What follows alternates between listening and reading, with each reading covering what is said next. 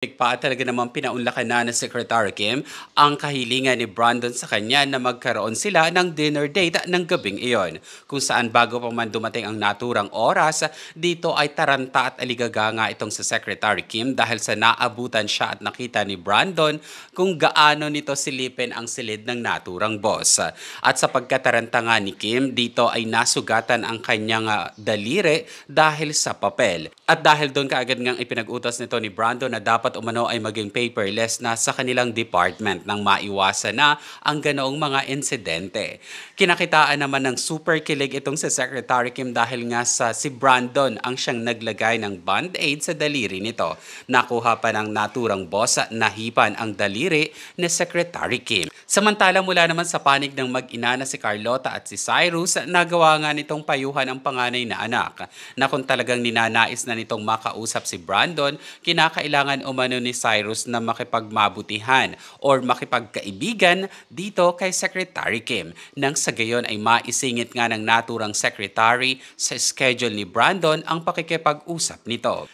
Kaya naman dito ay nagawa nga kaagad ni Cyrus na mag-send ng message or ng email kay Secretary Kim upang imbitahan nito na magkaroon umano sila ng pag-uusap na dalawa. At dahil nga sa magkakaroon ng date itong sa Secretary Kim, kaagad na nga itong namili ng dress na kanyang susuotin. Ginagawa pa niyang kausapin ang kanyang kapatid na si Katrina upang ipakita ang mga dress na kanyang binibili. At sa pagdating naman ng ate nilang sikla, naabutan nga nito na nag-uusap ang kanyang bunsong kapatid na si Katrina at si Kimberly. Dito tutol ito na makipag-date si Secretary Kim sa boss niyang si BMC.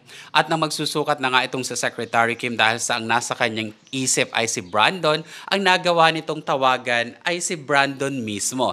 At dito na nga ay baliwalang ipinapakita niya dahil sa ambong akala niya ay ang kanyang tinawagan ay si Katrina. Nagulat naman si Brandon at pinanood na nga lamang ang kanyang secretary na nagbibihis. Subalit ng tagbong tinatanggal na nito ang dress na suot-suot upang magpalit ng panibago. Nagawa na nga lamang i-off ni Brandon dahil sa medyo masela na ang kanyang maaaring makita sa naturang video call.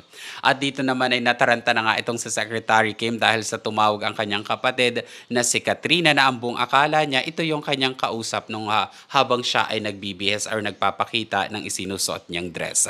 At naaligaga na ngang muli ito ng kanyang mapagtanto na ang kanyang tinawagan ay ang kanyang boss. Samantala sa mga sumunod na kaganapan ay sinugot naman ni Secretary Kim ang email nito ni Cyrus or ni Morpheus. Samantala sinugot naman ni Secretary Kim ang email nga nito ni Morpheus or ni Cyrus at sinabing kinakailangan muna umano nilang ipagpaliban or kinakailangang i-reschedule ang naturang pag-uusap nila or pagkikita nilang dalawa dahil sa may mahalaga umanong nakalinya pa na kinakailangang tugunan or gawin ng naturang secretary. Samantala sa oras na magdi-date na nga silang dalawa ay nagpadala na lamang ng message itong si Brandon kay Secretary Kim at sinabing iintay na lamang kita sa lobby. At sa pagbabanga nito ni Secretary Kim ay talaga namang napanganga si BMC.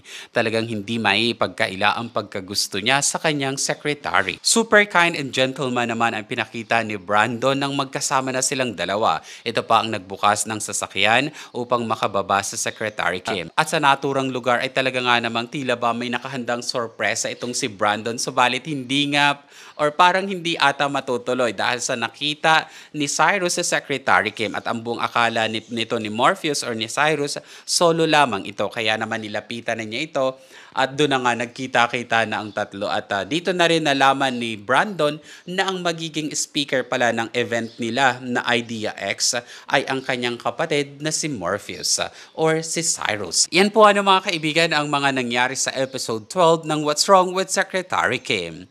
So medyo hindi ganun kaganda dahil nga sa naudlot or hindi natuloy ang maganda sanang date ni Brandon at ni Secretary Kim. Subalit hindi natin alam ang mga susunod na kaganapan kung ano nga ba. Sa iyong palagay, matutuloy nga kaya ang sorpresang inihanda ni Brandon sa naturang second date nilang dalawa na Secretary Kim? Or actually ito yung parang naging official first date nilang dalawa. Para po sa iyong komento sa episode 12, just leave your comment below. At kung hindi ka pa po nakasubscribe, please do subscribe po para updated po kayo sa mga latest na kaganapan ng What's Wrong with Secretary Kim. Marami pong salamat. God bless you all. Happy Monday!